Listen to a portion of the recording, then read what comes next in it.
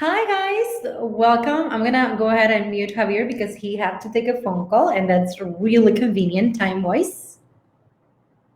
Okay. Welcome everyone. This is the last episode of our Homebuyer Bootcamp, and today we are going to do a few things. The first and foremost is we are going to say thank you to everyone that has been following us from the beginning, has been watching the episodes, and also exchanging comments with us, sharing, liking these videos, thinking that this is something helpful. We want to focus today on a few things. The first one, as I said, just saying thank you. The second one is the highlights. This is so funny. Javier is just on the phone. But we have a closing that's happening tomorrow, and I guess he needs to run some last minute numbers. Can I unmute you now? Yes, you can. I read your lips now. Okay, welcome, Javier. Hi, how is everyone? Here, hello. This is Hi, everyone. We don't have a guest today. It's just a Facebook Live. Give me 1 second so I can make sure that we are in in the right settings. I think we are. Just got my little notification that we're live. Yeah, I put it So there. Okay, Nancy already liked it. That's something good. If we have any questions or anybody wants to jump on and ask anything, please, by all means. So again, recap. Today we are going to one say thank you to everyone that has liked, comment, and share and watch our YouTube videos because this recording gets to uploaded to our YouTube channel as well. We are trying to inform and educate our viewers on what it is that the real estate market looks like in Chicago, what it is that we should take in consideration when submitting offers, why is an inspection important, why do we need an attorney in a real estate transaction, and so much more. So this is just the first session that we were doing, session or boot camp, I guess, since we call it boot camp, is the first one that we are launching. And we are working on technology. We're working on better structure, but we just wanted to get our feet wet and get started. So first, again, thank you. Then also we want to touch base on the highlights. Javier, what are the highlights of our previous episodes? The first one, it was about real estate market now with COVID, with the elections, with it being the last quarter of the year. Is it a good idea to purchase in 2020, at the end of 2020, beginning of 2021? How is the market being projected? Or what are we going to look in real estate in the next few months? Now that the vaccine is getting prepared, hopefully we'll be here soon. Yeah, so what is the highlight that you would say from the first episode regarding? I I would definitely say the best highlight is just why you should always kind of stay proactive. Like I feel like sometimes when you're going towards the end of the year, you have a lot of home buyers who were just unsuccessful with winning contract offers in certain cases. Some of them, especially this year, were affected because of the COVID-19 guidelines. That was kind of a shift that occurred in Q2. So I always kind of tell everyone to kind of stay proactive. But the biggest highlight out of episode one was really the prorated tax credit that we receive here in Illinois. Just because property taxes are paid in arrears in most of the counties here in the state of Illinois, not all counties, but at least I want to say like 90 to 80% of the counties are paid in arrears. So even if you're closing, in January or February, you're seeing a substantial benefit in regards to the prorated tax credit that you're going to receive, because in most cases you're receiving 13 to 14 months if you're closing in January or February, which is a lot of free money that you could potentially use in your transaction to go towards either down payment, to go towards closing costs. I tend to use a lot of the prorated tax credit this year for my clients to do buy downs, which was the rates are already low. If they thought they were going to be in the home for more than 5 or 6 years, we got them an even lower interest rate. So that was something that we emphasized specifically this year. But the main thing is that not to give up. Right now, there's opportunities to still buy. There's still opportunity motivated sellers as well too, because the marketplace has been very steady. It hasn't slowed down at all. I'm still seeing properties go on the market and immediately come off the market in contingencies within 7 to 10 days if they're priced correctly. So it's still a market that is moving. So the main thing is don't take your foot off of the pedal just because we're going into the holidays and into the new year. Right now, it's a very active season for all of my real estate professionals and loan officers. I would say this is the perfect time to go back to all of your clients, your leads that didn't successfully close, and try to kickstart some of those conversations in regards to getting prepared for next year. So that's definitely something that I would say is a benefit for not only consumers, but also professionals in this industry. Don't use this downtime as of like a situation where you don't have any activity. I always say there's no slow time. There's only activity. As long as you keep up your activity, your production and everything else is going to follow. Yes, indeed. Indeed. Let me make sure. Okay. Okay. I another thing that I actually would like to highlight about our first episode, and it kind of goes in line with the fact that we have not seen a slowdown in the market, and we keep like jumping into multiple offer situations. Is again when you're ready, when you think that's the one, we have to make strong offers. That's and obviously we can assess our clients with tips and how to make it the strongest bid to have a winning offer. So yeah, that would be probably one of my highlights too. A tax preparation is a huge one. Benefits by the end of the year, beginning of the following year in the state of New York, but also the suggested making a very strong offer off bat, like at the very beginning um, of the combined press. Also, something just because we are coming into the holidays, and I know some people will, and I mean, we have different inquiries already that they are thinking of purchasing at the beginning of the year or in the spring. We are already thinking about it. That thinking about it should be a time of preparation. And by preparing yourself, well, how about you submit your application? Let's see who you're at with your pre-approval. It's not a big hit in your score, and you will know where you're at and what it is that you need to get ready for. It's also depending on what type of property you're looking for, what areas. So preparation is key, and I think this time of the year is very important that one, getting pre-approved, checking your credit, making sure that you are about 600, really about 620, like the higher the better, you will get a better product for sure.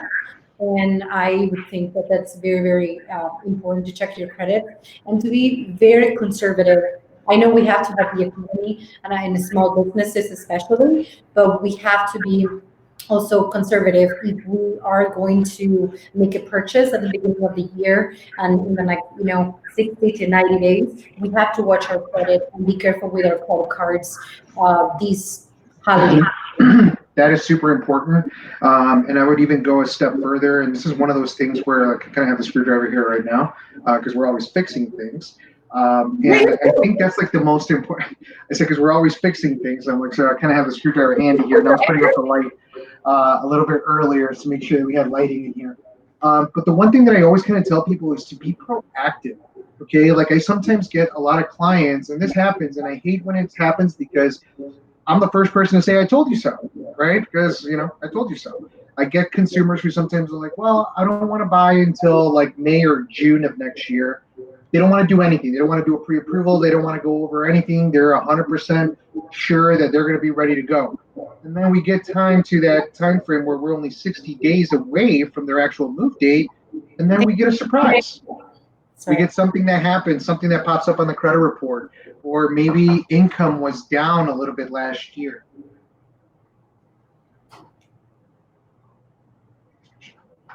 My son wants to make an appearance. So that's one of those situations where I tell people to be a little bit more proactive, especially this year, more than any year. COVID-19.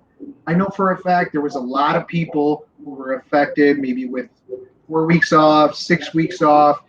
That can severely impact your year-to-date income, right? So even if you're planning on buying at the beginning of next year, it's important to see exactly where your totals are And right now, with you being at the end of the year, your pay stubs are really going to dictate a lot of what your year-to-date earnings are. So this more than anything is a time to just be more proactive with the process. And like I tell any person that's applying for an app for a loan in the month of January and the month of February, I ask them, how was your spending during the holidays, right? Because we all know that sometimes the credit scores can drop, not necessarily because of credit pulls, but maybe you went happy for the holidays and you maxed out three of your five credit cards that you had. Well, that's going to impact your credit score. So I've even told clients in January where like I would rather not pull your credit right now until you pay down your balances significantly, so that this way when we actually pull the credit, we're going to get a positive credit score. Because I've seen circumstances where someone with a 700 credit score has a FICO drop down to a 640 because of that, because three of their five credit cards that they own are maxed out. So it's really important if you're planning on buying at the beginning of the year, definitely hold off on using your credit accounts. You want to make sure to try to use liquid cash as much as possible as opposed to the credit accounts, because that is something that will affect you in the home pre-approval process. And a lot of times where people tell me, Javi, I'm waiting for my IRS refund in order to do the purchase. That's why I kind of really emphasize on the prorated tax credit, because right now with property taxes climbing, especially with the city of Chicago talking about a possible tax hike, those prorated tax credits that we're going to be seeing in the next 12 months are going to be substantial.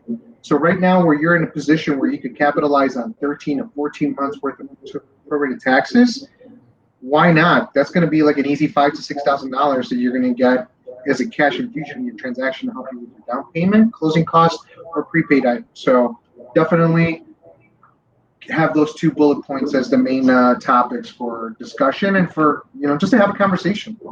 What would be a good percentage to keep our credit cards under?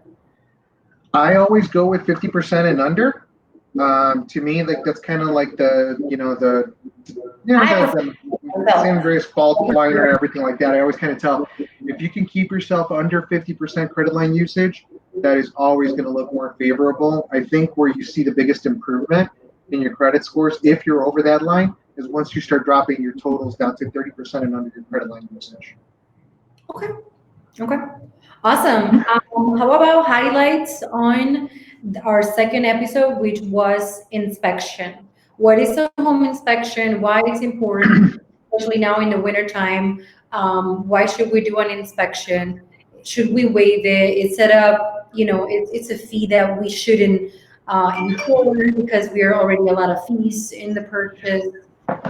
Girl, Yeah. you saw my message from Puerto Rico when I was like my best, like really, really good friend, and he used another agent that he's known for a long, long time. And he decided to waive his home inspection. And I called him all the way from Puerto Rico and I was like, I don't care how good of a handyman you are, get a home inspection because you don't know about foundations, you don't know about roofing, you don't know about a lot of these little other items that people address. I cannot stress. I sometimes will go out on a limb and tell people like, let me figure out a way to help you with either a closing cost credit to kind of help you with that home, but get a home inspection if you possibly can.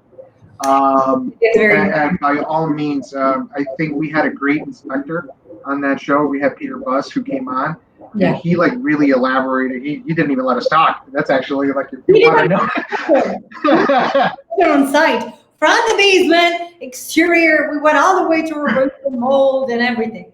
So Yeah, yeah. and I definitely think that there's two things that I would take away from that episode. Okay. Number one is you are not an expert in all these different fields, and that's why even sometimes the home inspector, and he mentioned this in there, if he doesn't feel comfortable about a certain you know topic or of a certain item in the home, he definitely suggests get a specialist who specializes in that to give you a second opinion on it. But if he sees like certain wear and tear or something that he doesn't even feel comfortable kind of like diagnosing himself, he definitely specifies that. And number two, which I think is super, super helpful, and you're a listing specialist, so you know what this is like. Get one before you list your home, so that this way you can possibly find out what are the things that maybe need upkeeping, or what are some things that you maybe need to repair to the home prior to actually putting your property on the market, and just kind of being proactive in that regard too, right? I think anytime that you're looking for your top dollar on your home, you want to make sure that you're selling a good product as well too. Yeah. So I think it's in the best interest for a seller to definitely get a home inspection prior to listing their home, so that this way they can address something that may have been overseen while they were the homeowner. I agree 1,000% with that. I mean, I'm all about, you know, that I'm all about doing homework and preparation when it comes to listings. I'm talking about violations, pre-sale compliance inspection, and we're looking at suburbs, and they need to have that pre-sale inspection, but also the home inspection that the buyer will perform. I would totally suggest that we do at least a viewing with an expert, with an inspector, contractor, to take a look at the property and see how are the major components of the home, HVAC, obviously, you know, the like air conditioning, how is the boiler, windows, are all of them operational? That's something that even the homeowner can do. You're just like, you know, opening all the windows, making sure that they hold themselves when they are open, with some lost sealed, is clearly visual. You see there is lost seal in windows, and every single dollar will pick on that because windows seem to be a big expense in a lot of cases. Some other it's not, and for some people might or might not be a big expense.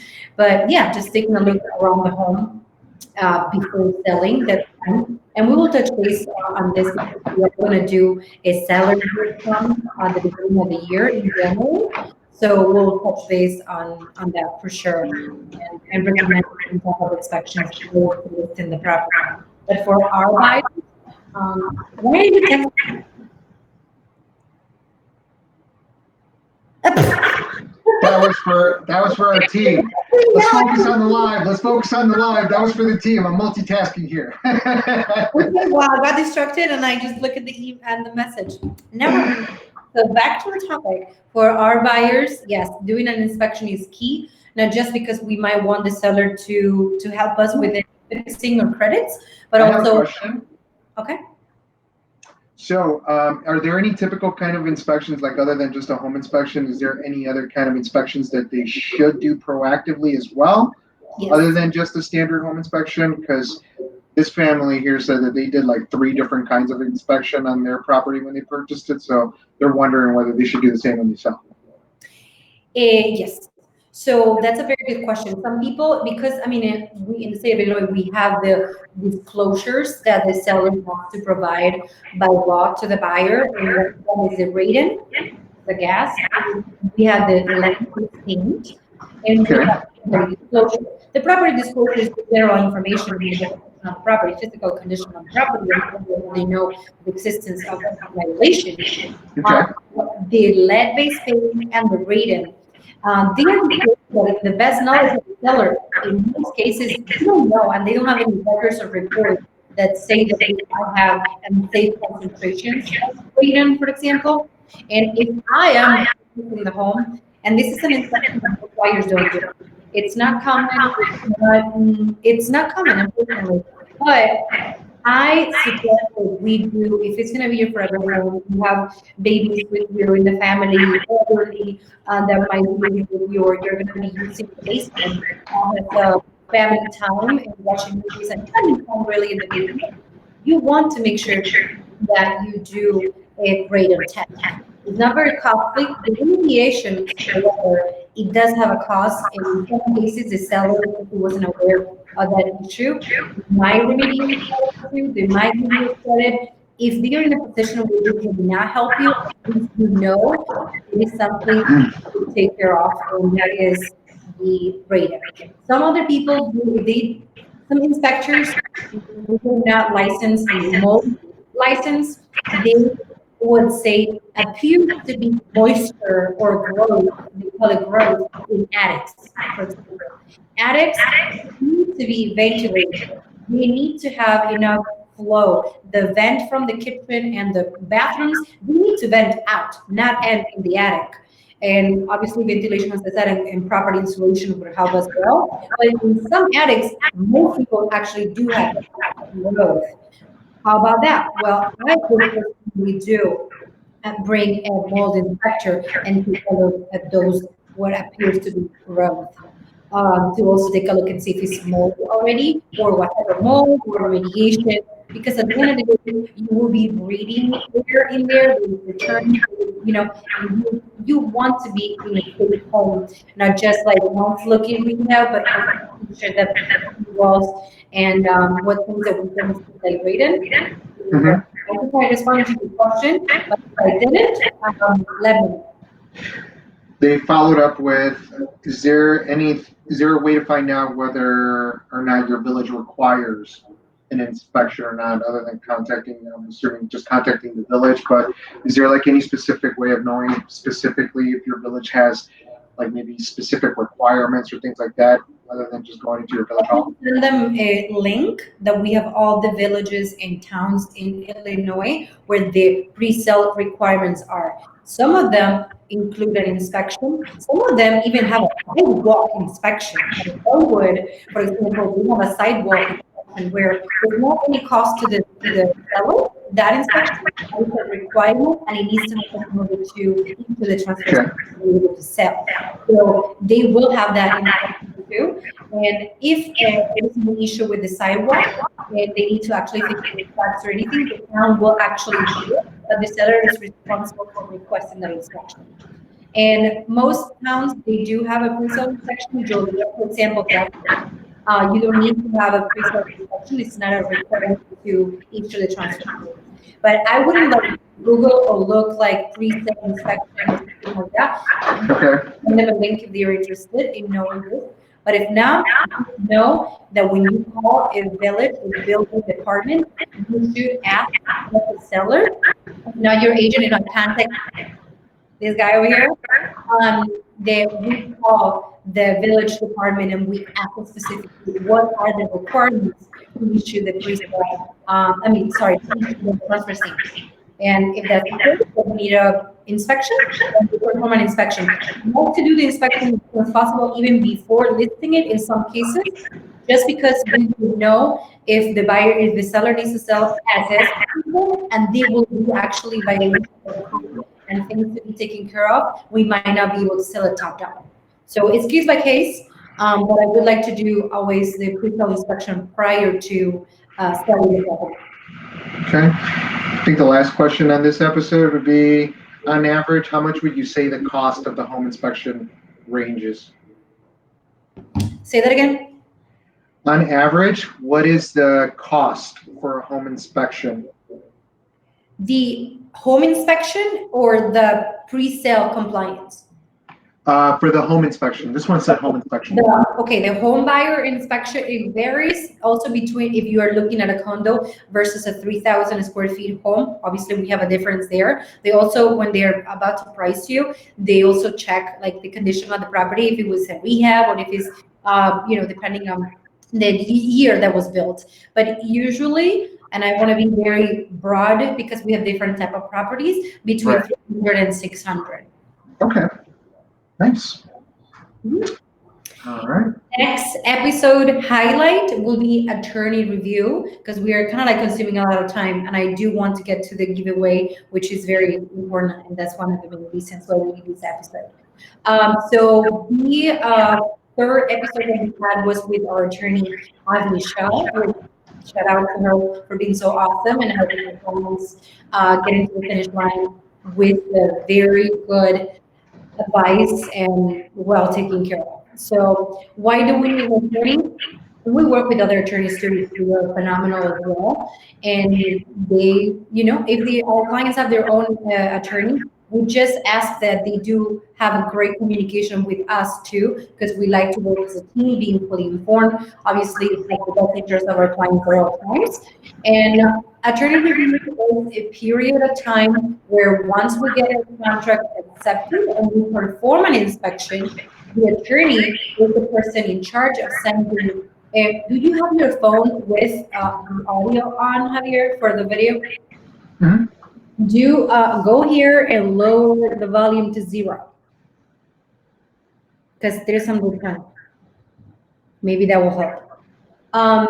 So once we go under contract, we do an inspection. The attorney is the person in charge of sending that letter, just with any requests or credits, depending on those repairs that we might need after inspection, but also to check title, issues like violations, for example. The city of Chicago is very common at issue violation, even for cutting grass. If you didn't cut the grass in your home yard, you don't even know you have a violation. So certain things like that that we will review with you. Also tax prevention. Also, if we're looking into purchasing a condo, it's very important that you review the condo docs with your attorney as well, condos and townhouses.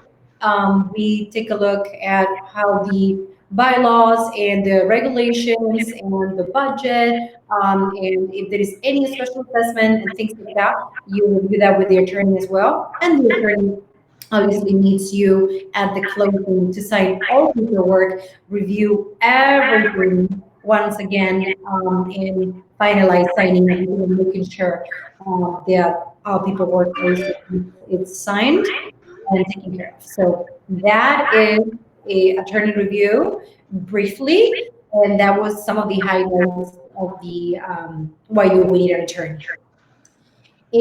Now, Javier, come, que se me ha ido, míralo. Pay attention. No, I would add a couple things to add to the attorney review process. This is the soul patch right here, everyone. You know, this is like where like all of the majestic knowledge comes from right here.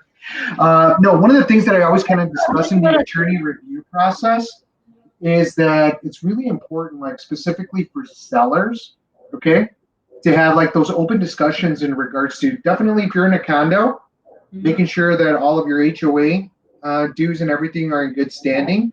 I've seen surprises where sometimes, you know, we have past dues there. If you ever used a first time home buyer grant, like an IDA loan program or something like that, when you bought your home, there is a subsequent amount of process that takes place in regards to releasing that second lien as well, because some of those remain as a lien on title. There's certain, you know, documents or sometimes documentation that you have to submit. I had a police officer at the beginning of the year. His transaction took 6 months to close. I kid you not. They were CTC in 20 days, Oh, but isn't their that lien release. no? They had an IDA. Yeah, they had, and it wasn't even an IDA. It was like a Chicago. It was like a Chicago city of Chicago for police officers and like for firefighters.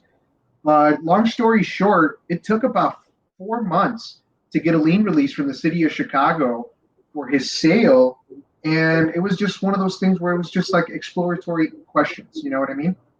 So it is really, really important for a seller to have that sit down with the attorney who's representing them and go over some of these items as well too. Also, one thing that I think is really, really, really, really important is that consultation piece between the attorney and the buyer. Way too many times in this industry am I seeing real estate agents who are assigning their preferred real estate attorney or recommending their attorney. Well, we get to closing and the buyer and the attorney have never spoken once in the process, right?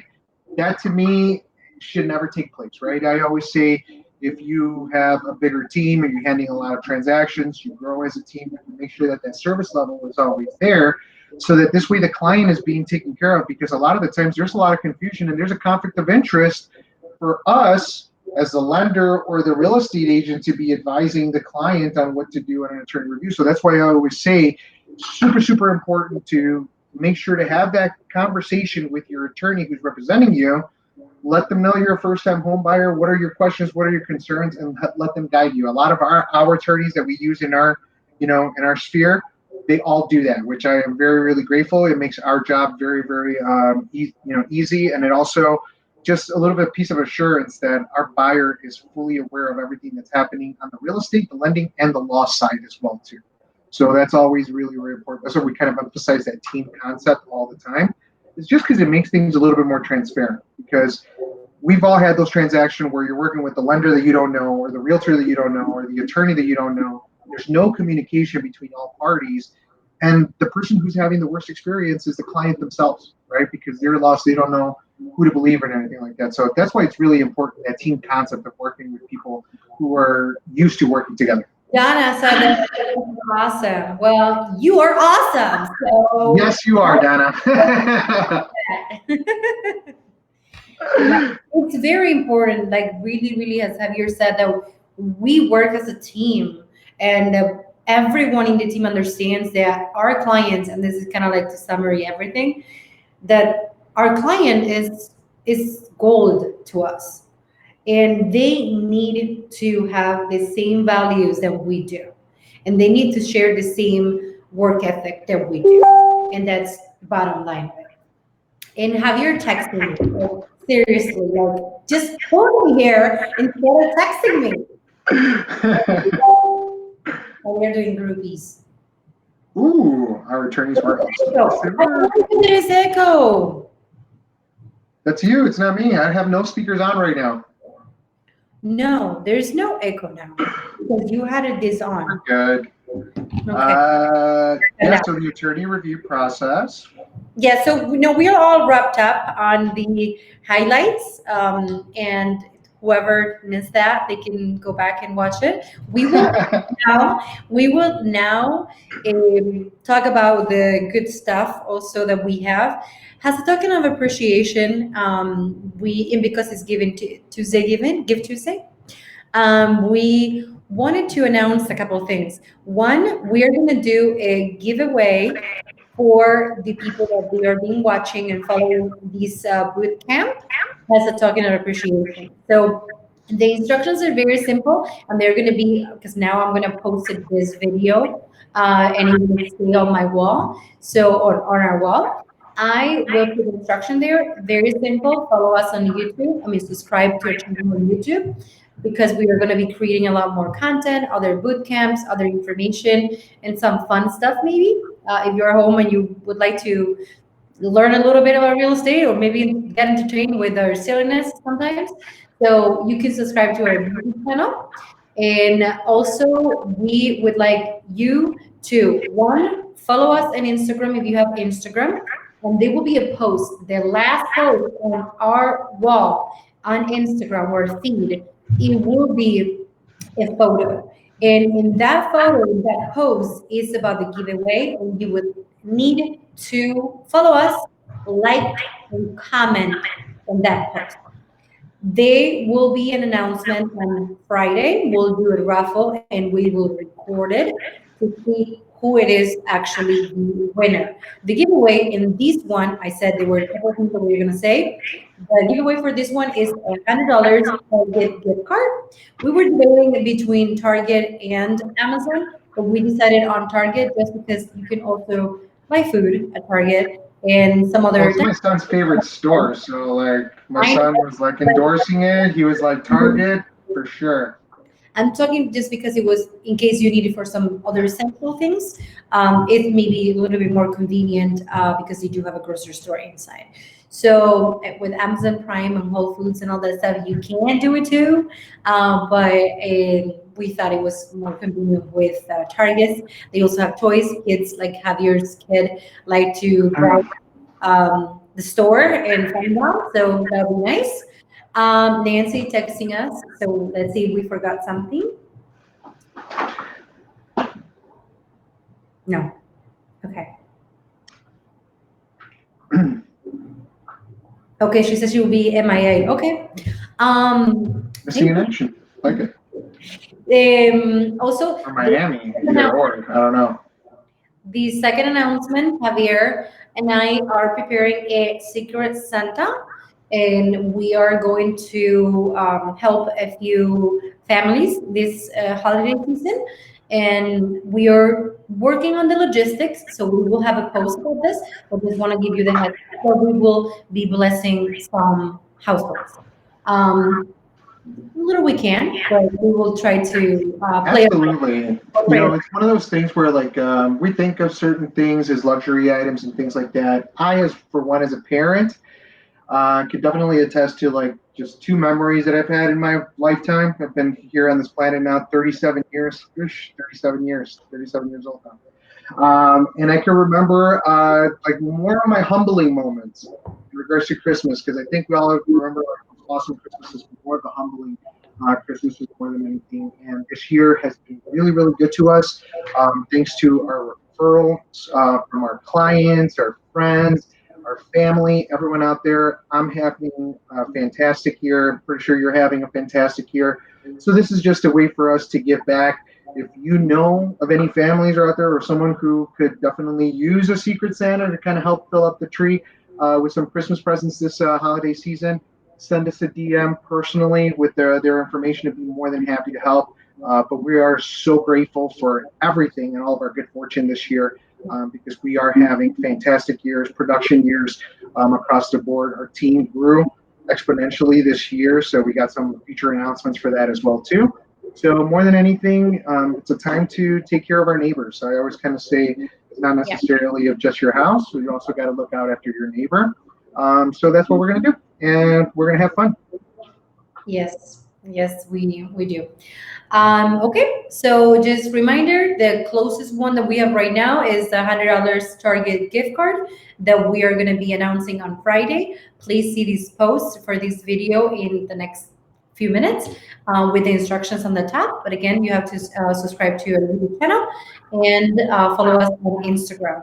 It is a way for you also to support. We are considered small businesses as well, and we would like to have your support, continued support, also with the growth of our social media and exposure, so we can get to touch more families like we have this year. Thank you so much, guys, everyone, for watching.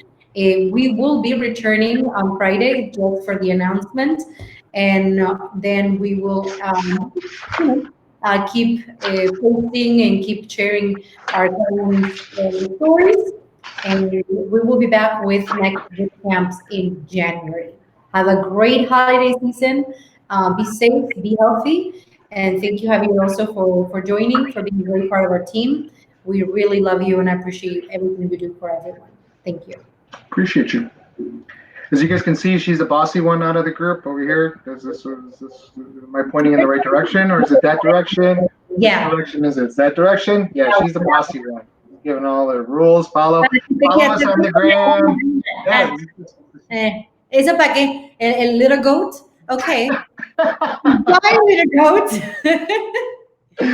Now you finally are calling me by the right name. Greatest of all time. Thank you. Have a great evening. I want to jump on a training with Carrie Little and Marky. Bye bye. Take some notes. I will. Bye.